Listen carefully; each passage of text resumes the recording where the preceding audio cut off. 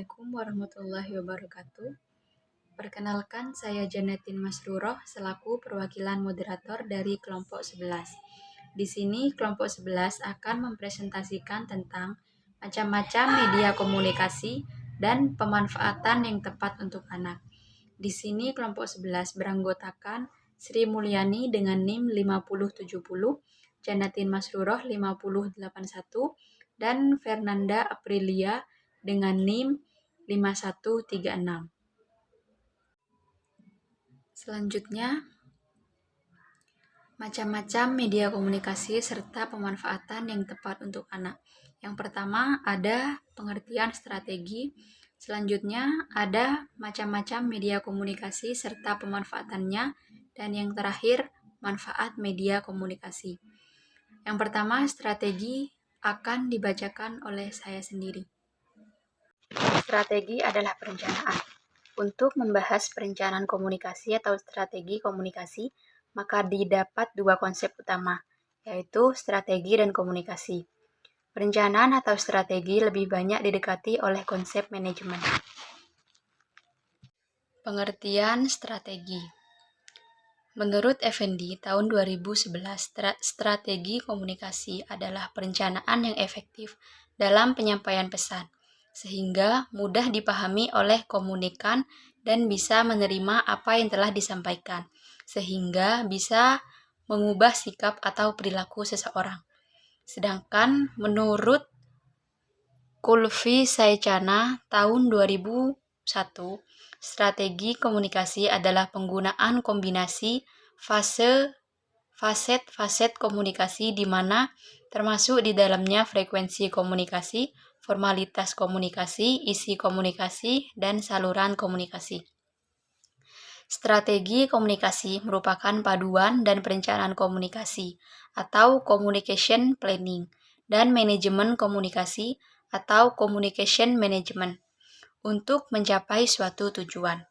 Untuk mencapai tujuan tersebut, strategi komunikasi harus dapat menunjukkan bagaimana operasionalnya secara taktik harus dilakukan, dalam arti bahwa pendekatan atau approach bisa berbeda sewaktu-waktu, bergantung dari situasi dan kondisi. Macam-macam media komunikasi. Yang pertama yaitu media audio. Media audio adalah media yang dapat menyampaikan pesan melalui suara-suara atau bunyi-bunyi yang didengarkan. Dapat disimpulkan bahwa media audio adalah media yang hanya mengambil kemampuan suara saja. Contoh media audio yaitu rekaman atau tape recorder. Manfaat rekaman atau tape recorder dalam pembelajaran yaitu rekaman memberikan bermacam-macam pembelajaran kepada anak, menjadikan pelajaran lebih konkret, mendorong berbagai kegiatan belajar. Melalui pemanfaatan media audio, anak-anak bisa mendengarkan cerita atau mendengarkan dongeng atau yang lainnya. Selanjutnya ada media visual, yaitu media yang menyampaikan pesan atau media yang hanya dapat dilihat. Jenis media visual ini sering digunakan oleh guru taman kanak-kanak untuk membantu menyampaikan isi dari tema pembelajaran yang sedang dipelajari. Contoh media visual yaitu gambar mati atau gambar diam. Yang selanjutnya ada media audiovisual. Media audiovisual adalah media yang dapat menyampaikan pesan melalui visual, berupa gambar dan tulisan, dan sekaligus melalui suara-suara bunyi yang diperdengarkan. Contoh dari media audiovisual ini yaitu film. Selanjutnya yaitu pemanfaatan media komunikasi audio. Media audio merupakan media yang dapat menyampaikan pesan melalui suara yang diperdengarkan, atau media ini hanya mengandalkan kemampuan suara saja. Dalam praktek penggunaannya, anak-anak diajak untuk menyimak, membayangkan, lalu memberikan respon berupa jawaban, atau menirukan suara yang telah diperdengarkan kepada mereka. Pengoptimalisasian pengembangan di lingkungan sekolah dapat dilakukan dengan menyimak dongeng, bernyanyi, berpidato, mewarnai, dan berbagai aktivitas pembelajaran lainnya. Kemudian yang berkaitan dengan materi yang akan disampaikan dapat disesuaikan dengan kelompok usia dan indikator pencapaian yang telah ditentukan. Salah satu contohnya yaitu pengenalan huruf abjad sebagai dasar bekal kemampuan membaca anak, seperti memutarkan atau menyanyikan lagu abjad seperti A, B, C, D. Nah, hal ini dapat meningkatkan kemampuan berbahasa dan membaca pada anak. Dalam media audio ini, anak didorong untuk menguasai kemampuan berbahasa sesuai dengan periode perkembangannya. Pengaruh penggunaan media audio interaktif ini dalam pembelajaran dapat mengembangkan bahasa verbal dan motorik halus pada anak usia dini. Pembelajaran dengan menggunakan audio interaktif ini dilakukan dengan memutarkan CD pembelajaran. Melalui pemanfaatan media audio, sudah terbukti dapat meningkatkan perkembangan bahasa verbal dan motorik halus dibandingkan dengan pembelajaran secara konvensional. Nah, penggunaan audio ini dapat meningkatkan kemampuan anak dalam menyimak. Penanaman ilustrasi-ilustrasi berupa sound effect, musik, dan narasi merupakan pendukung yang menjadikan audio ini lebih menarik dalam pembangunan imajinasi anak usia dini, sehingga dapat memudahkan memahami materi pembelajaran yang disajikan. Selanjutnya, saya akan memaparkan mengenai pemanfaatan media komunikasi visual.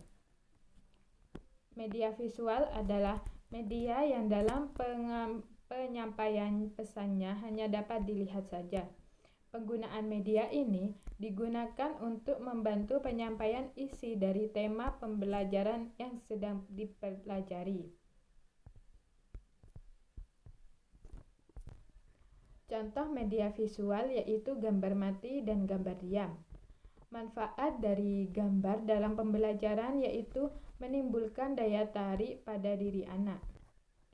Jenis media pembelajaran yang digunakan guru dalam pemanfaatan media pembelajaran dilihat dari jenis-jenis media yang telah tersedia di sekolah, seperti majalah, buku kotak, buku tulis, kartu angka, kartu huruf, poster, grafik, dan peta. Sebelum penggunaan media pembelajaran ini, terlebih dahulu guru harus mengkaji media yang akan digunakan, seperti pada media yang digunakan layak untuk digunakan apa tidak, menarik, dan sesuai untuk anak. Hal ini guru juga dapat menyediakan lingkungan belajar seperti pada saat anak masuk dalam kelas, mereka membentuk meja belajarnya seperti berbentuk lingkaran atau sebagainya, dan guru harus membentuk lingkungan yang menarik supaya anak tidak mudah bosan pada saat kegiatan belajar mengajar berlangsung. Nah, saya akan membahas tentang pemanfaatan media komunikasi audio visual sebagai poin yang ketujuh. Yang pertama yaitu guru mengajak anak menonton film yang mencerminkan bahwa anak perlu belajar disiplin dari kecil serta mempraktekkan langsung pesan yang terdapat dari dalam film itu sendiri.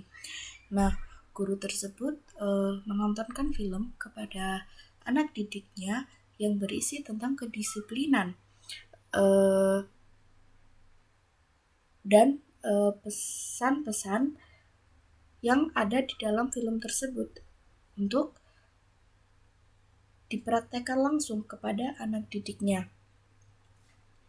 Yang kedua yaitu melalui media audio visual yang membuat bahan ajar dengan penuh warna dan juga gambar agar anak-anak senang dalam mengikuti pembelajaran.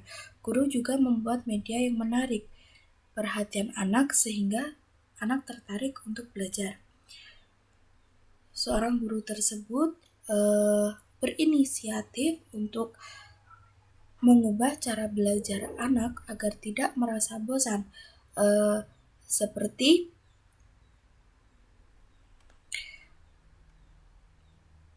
mengajar dengan media audiovisual yang penuh dengan warna untuk hiburan anak agar anak tidak jenuh dalam melakukan pembelajaran.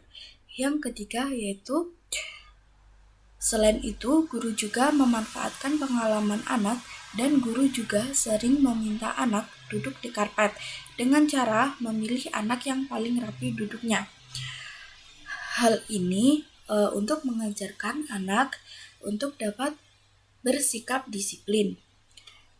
Yang keempat yaitu motivasi belajar anak dengan menggunakan media audiovisual, yaitu yang dimana guru mampu menumbuhkan semangat belajar anak dengan menciptakan suasana yang menyenangkan bagi anak, sehingga anak bergairah dalam belajar, anak disiplin dalam belajar, anak memiliki rasa tanggung jawab dalam mengerjakan tugas, dan anak memiliki keseriusan dalam belajar. Dan poin yang kelima yaitu pemberian motivasi belajar pada anak dapat dilakukan dengan cara guru menumbuhkan semangat belajar anak, disiplin belajar anak, bertanggung jawab, dan keseriusan anak dalam belajar. Nah, guru tersebut tidak hanya bertugas untuk menyampaikan materi atau mengajarkan anak-anak. Nah, guru tersebut juga memiliki tugas untuk memotivasi peserta didiknya agar peserta didiknya memiliki semangat dalam belajar. Selanjutnya yaitu poin yang ke-8 tentang manfaat media komunikasi. Yang pertama yaitu memberikan pengetahuan tentang tujuan belajar siswa. Pada permulaan pembelajaran, siswa juga perlu diberitahu tentang pengetahuan yang akan diperolehnya atau keterampilan yang akan dipelajarinya. Yang kedua yaitu memotivasi siswa.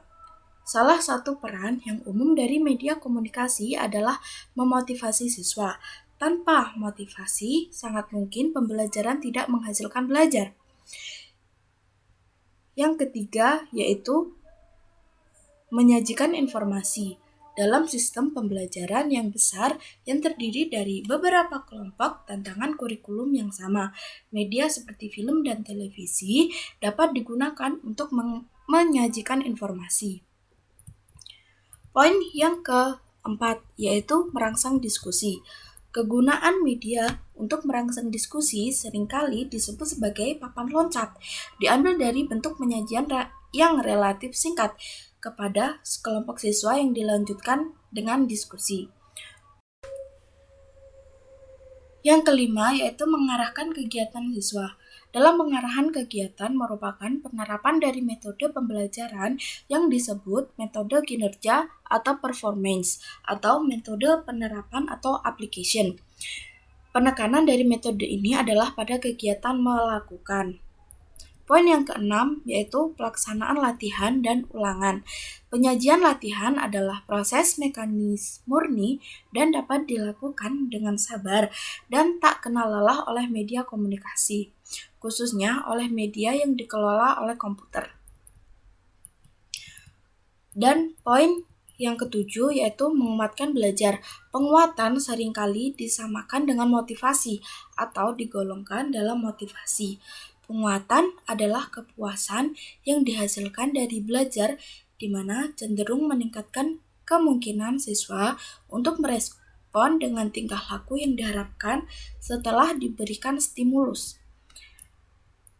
Poin yang ke-8 yaitu memberikan pengalaman simulasi. Simulator adalah alat untuk menciptakan lingkungan buatan yang secara realistis dapat merangsang siswa dan bereaksi seperti pilot. Instruktur biasanya menjadi pada bagian sistem, memberikan penilaian segera dan menyelipkan kerusakan pada sistem untuk memberikan siswa latihan dalam mengatasi masalah. Sekian presentasi yang dapat kelompok kami sampaikan. Kurang lebihnya mohon maaf apabila ada kesalahan penyampaian dalam materi atau kesalahan dalam berbicara. Kami mohon maaf yang sebesar-besarnya. Kami akhiri. Wassalamualaikum warahmatullahi wabarakatuh.